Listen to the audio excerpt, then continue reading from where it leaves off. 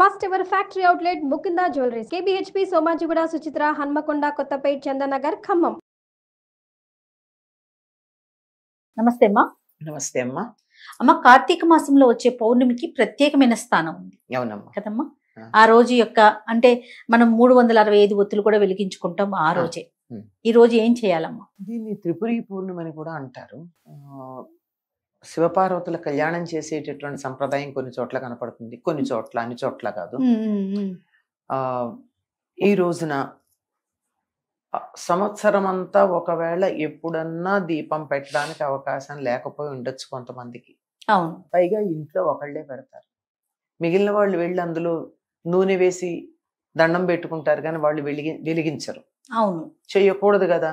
అట్లా చేస్తే కుటుంబం ముక్కలైనట్టే లెక్క. కుటుంబం మొత్తానికి ఒకటే పూజ గది, ఒకటే వంటగది ఉంటే ఐకమత్యానికి సంకేతం. అవును అవును.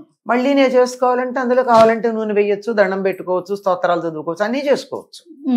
కానీ నేను చేయలేదే అని ఎవరికైనా ఉన్నట్టయితే, లేదా చేస్తున్నా కానీ పొరుగురు వెళ్ళాము, ఇంట్లో ఏదో అసూచి వచ్చింది, అది వచ్చింది, ఇది వచ్చింది, మేము చెయ్యలేకపోయాము, కొన్ని రోజులు మిస్ అయ్యాము దీపం పెట్టడం అనేది ఉన్నట్టయితే, ఎక్కడ ఏ తేడా ఉన్నా అన్నీ సర్దుకోవడం కోసం సంవత్సరానికి ఒకసారి 365 ఒత్తులు వెలిగిస్తారు. ఈ 365 ఒత్తులు ఒక్కసారిగా వెలిగించే రోజు ఈ కార్తీక పూర్ణిమ. అవును. ఈ కార్తీక పూర్ణిమ నాడే ఆ శ్రీకృష్ణుడు రాసలీలను కూడా రచించాడని చెప్తారు. దానికి అంత ప్రాధాన్యం ఉంది. కార్తీక పూర్ణిమ వెన్నెలకి చాలా ప్రాధాన్యం ఉంది. ఆ వెన్నెల రకరకాలైనటువంటి వ్యాధుల్ని పోగొట్టగలదు, ముఖ్యంగా శ్వాసకోశ సంబంధితమైనటువంటి వ్యాధులు.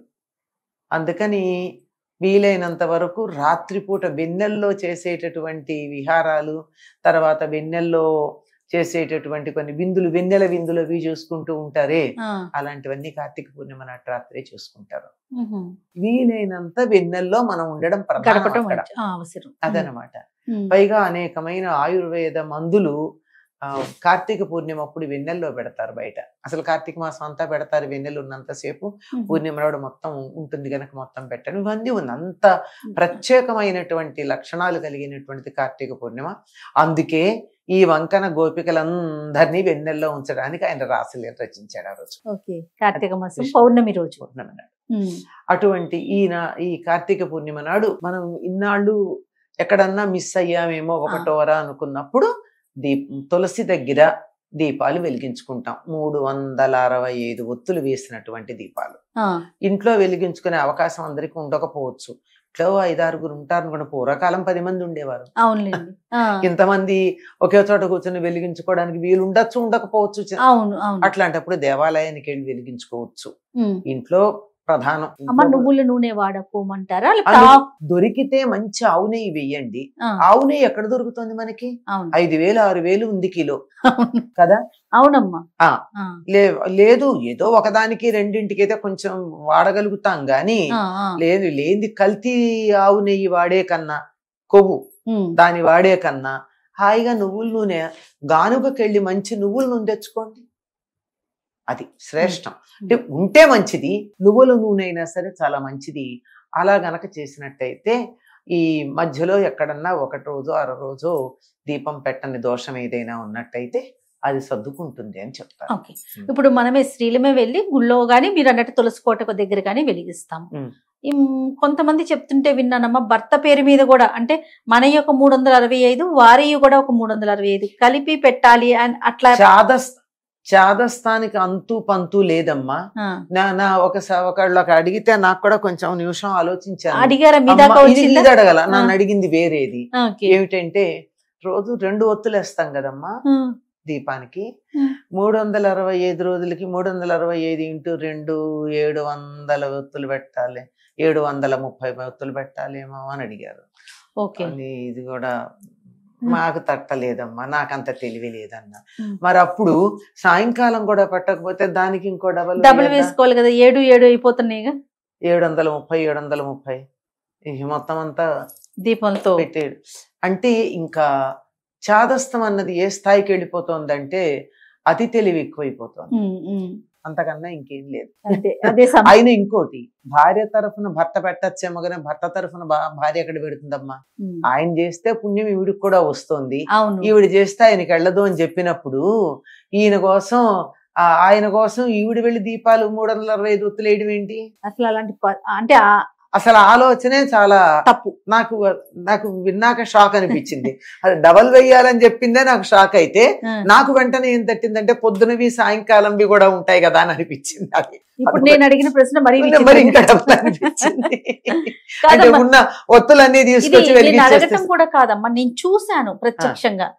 తమకి తమ భర్తకి కూడా కలిపి 365 ప్లస్ 365 కలిపి. పిల్లలకి మరి పిల్లల దాకా ఇంకా నేను చూడలేదమ్మా. అది కూడా ఇలా పెట్టుకుంటే అట్లాగే ఉంది. ఇంట్లో దీపం ఎంతమంది పెడుతున్నాం? ఒకటే పెడుతున్నాం కదా. అవును అవును. ఇది మోక్షానికి సంబంధించి నిత్యకృత్యానికి సంబంధించింది కాదు కనుక ఈ కార్తీక దీపాలు ఎలాగో తులసి దగ్గర సాయంత్రం ఆడవాళ్లే పెడుతున్నారు కనుక పొద్దున కూడా తులసి దగ్గర ఆడవాళ్లే పెడతారు సాధారణంగా అంటున్నా. నిజానికి ఆ స్నానం చేసి వచ్చినటువంటి వాళ్ళు కార్తీక స్నానం ఏ గోదావరిలోనో కృష్ణలోనో మరో చోట చేసి వచ్చిన వాళ్ళు ఆ వాళ్ళు కూడా తులసి దగ్గర పెట్టుకోవచ్చు. కానీ ఎందుకో తులసి దగ్గర పెట్టడం ఆడవాళ్ళకి అప్పచెప్తారు. అలా అలవాటు అయిపోయింది. అది మగవాళ్ళు పెడితే ఇంతగా కూడా అనిపించే పరిస్థితి వచ్చింది. అలా అలవాటు చేసేసారు. అవును అవును. అలా అయితే అమ్మా, మనము కార్తీక మాసంలో నదీ స్నానం గాని చెరువులో గాని అట్లా స్నానాలు చేస్తాం కదా. ప్రజెంట్ ఇప్పుడున్న అవకాశాన్ని బట్టి మనకు అంత వీలు లేదమ్మా. ఇంట్లోనే స్నానం చేసేటప్పుడు ఏదన్నా ఏదైనా పట్టించుకొని స్నానం చేయాలమ్మా. గంగే అంటే గంగలో స్నానం చేసినట్టే. ఏం చేయాలంటే మనం దేంట్లో నీళ్లు ఉంటాయి, ఆ నీళ్ళని చేత్తో ఇలా 3 సార్లు ఇలా తిప్పితే కదులుతాయి. అవును, నీళ్లు కదలికి వచ్చాయి కదా. కదలిక నీళ్లు ప్రవాహంగా భావించుకుని గంగే అని గంగే అనడంలో ఎందుకంటే సంబోధన చేసాం. గంగా అంటే మామూలుగా పేరు, ఆ పిలుపుకి గంగే అని వస్తుంది. ఆ గంగే అని 3 సార్లు అంటే గంగా నది అక్కడ అందులో చెయ్యి పెట్టి ఇలా తిప్పంటే గంగా నది అందులో ఉన్నట్టు ఆ నీటితో స్నానం చేయొచ్చు. అమ్మ, చన్నీళ్ళ స్నానం చేయాలనేసి అంటున్నారు. మరి అందరికి అవకాశం ఉంటే సరే.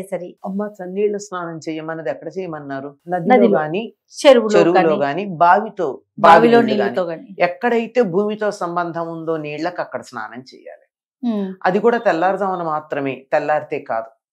రాత్రి వరకు చీకటి ఉన్నంత వరకు నీళ్లలో వరుణుడితో పాటు అగ్నిదేవుడు ఉంటాడు కనుక నీరు వేడిగా ఉంటుంది, గోరువెచ్చగా ఉంటుంది, మన శరీరానికి మంచిది చేయమన్నారు.